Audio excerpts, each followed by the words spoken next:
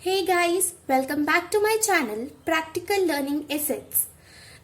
Now after my project series, I am back with our chapter 2 for mathematics. In this video, we would be covering chapter 2 for maths class 10. Chapter 2 for class 10 mathematics is polynomials. Okay, now before starting the chapter, I would be covering some main topics or some main definitions that are must to be known before starting this chapter. So, the first topic or the first definition is algebraic expression. Now, whenever we are trying to solve any questions related to chapter polynomial, the very first thing that we should know is algebraic expression. What actually algebraic expression is? In mathematics, an algebraic expression is an expression built up from integer constants, variables, and the algebraic operations. Now, whenever we are talking about polynomials, whenever we are talking about any expression, the very first thing we need to remember is that every algebraic expression is made up of integers. The constants, the variables, anything that we are using, they all are integers. So, okay, if I say 5x plus 7 is equal to root 2, this is an algebraic expression where we have constant. Okay, so what is a constant? It is a simple number, a simple digit. So here 7 and 2 are constants. Then variables. Variable is this. Whenever we use x, y, z, t, s, those are known as variables. Now, the digit that is with the variable that we have written with the variable, it is known as coefficient. This is a variable and this is the coefficient. Now, this whole, a coefficient and a variable, this as a whole and this constant, these both make an expression. This is an expression. Then, after the sign of equal to, we have root 2, which is also a constant. So on the right hand side, we have only root 2. So this is also an expression. So this is what is known as algebraic expression. Now, the very main thing or the very important thing, that is polynomials.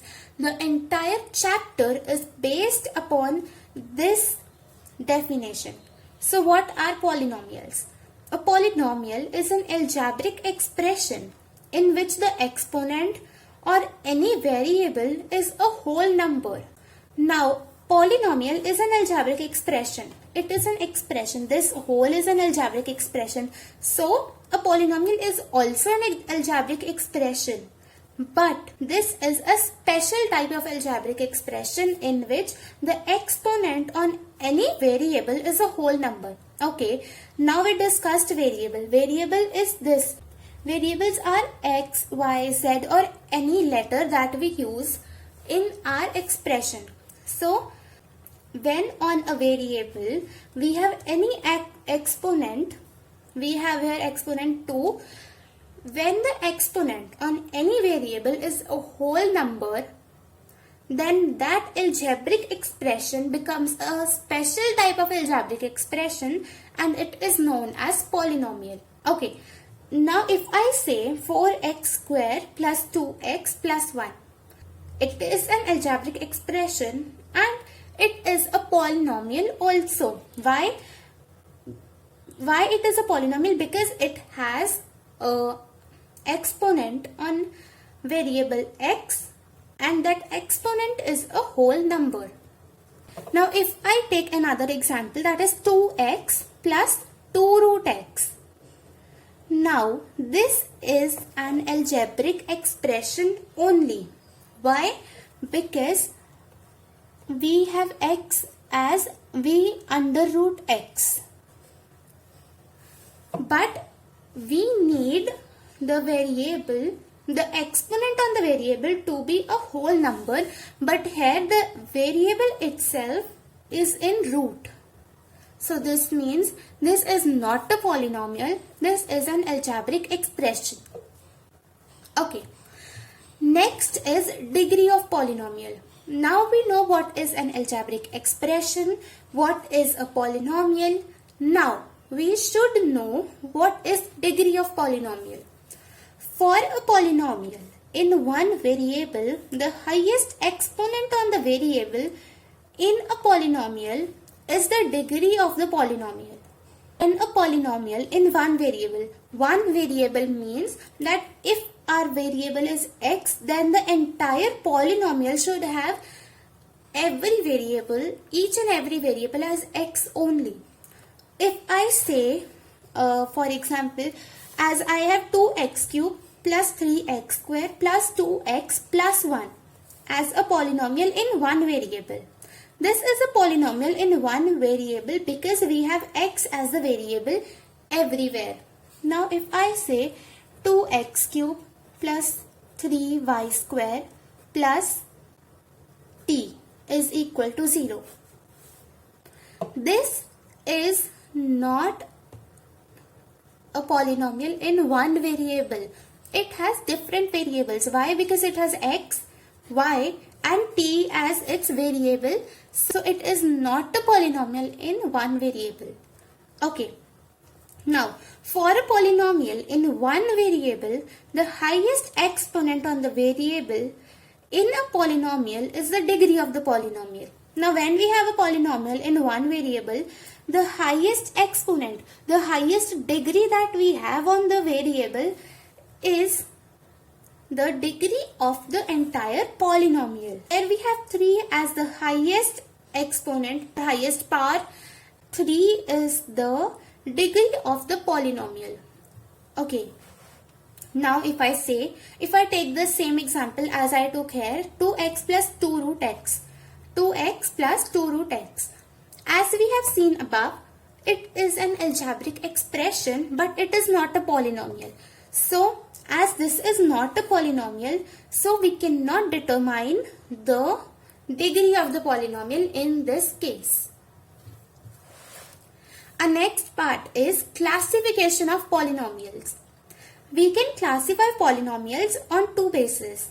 One is based on terms and the other is based on degree.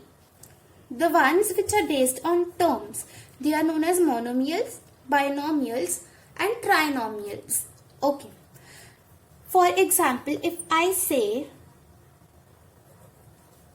x square, this is a monomial because we have only one term in this polynomial. So here we have x square plus 2 is equal to 0. So this will be a binomial. Now if I say x square plus y plus 3 is equal to 0. So this will be a trinomial. Now based on degree, we have a linear, quadratic and cubic polynomials. A linear polynomial is a polynomial with degree 1. So if I say x plus 1 is equal to 0. So this will be a polynomial with degree 1 because here we have the degree of this exponent as 1 only. So it will be a linear polynomial. Now if I take x square plus 2 is equal to 0.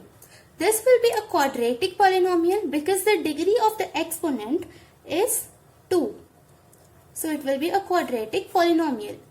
Now if I say x cube plus y square plus 3 is equal to 0.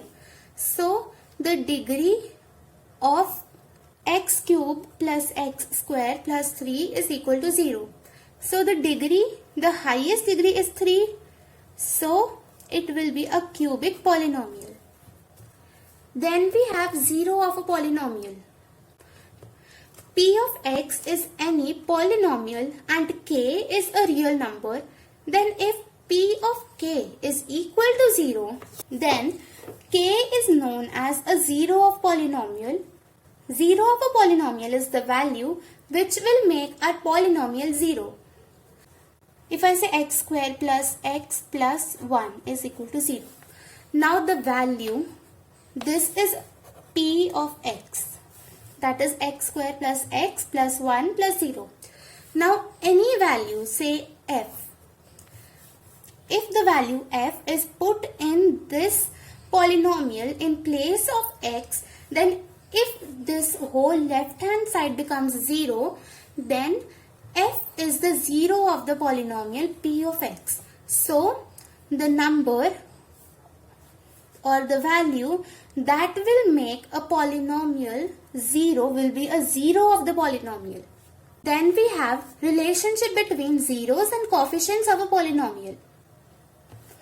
Now if I say ax square plus bx plus c is a polynomial where a, b and c are coefficients, then alpha and beta are the zeros of this polynomial. Therefore, x minus alpha, x minus beta are the factors of this polynomial. Now, for this, after all this, the relation that will come out would be sum of the zeros, that is minus b upon a, and product of zeros would be c upon a. Whenever we have to find the sum of the zeros or the product of the zeros, we need to use this relationship for our answer. So sum of zeros, that is alpha plus beta, is equal to minus b upon a. Then product of zeros, that is alpha multiplied by beta, would be c upon a. So these are the two things that we have to keep in mind, and they are really very important. Now if I say ax cube plus bx square plus cx plus d is equal to 0. For this we will have a, b, c and d as the coefficients, alpha, beta and gamma as the zeros.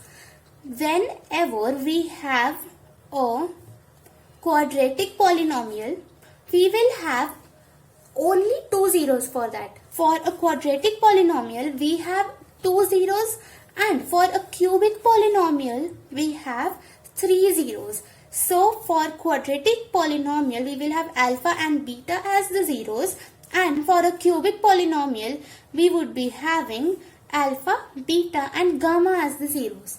Now here we will have x minus alpha multiplied by x minus beta multiplied by x minus gamma as the factors. So sum of zeros would be minus b upon a. Therefore sum of zeros, that is alpha, beta plus gamma, would be minus b upon a. It would be same. Then product of zeros would be alpha, beta, gamma, that would be equal to minus d upon a. And the third thing that would be included here would be sum of the product of the zeros, that is sum of the product of zeros, that is equal to alpha beta plus beta gamma plus gamma alpha, that would be equal to c upon a. Now we have division algorithm for polynomials. This is also a very important thing that you should all know for your chapter polynomials. Now, if p of x and g of x are any two polynomials, when g of x is not equal to 0, then we can find polynomials q of x and r of x such that p of x is equal to g of x multiplied by q of x plus r of x, where r of x is equal to 0 and r of x is less than g of x. Now this could be understood with a very simple thing, that is dividend is equal to divisor multiplied by quotient plus remainder. This is nothing else than this. Now, I hope that this is clear to you all. So I would be starting with exercises for this chapter in my next video. Till then, stay safe and stay healthy. So if you like my video, just comment down your views below. And don't forget to like my video and subscribe to my channel. Bye guys.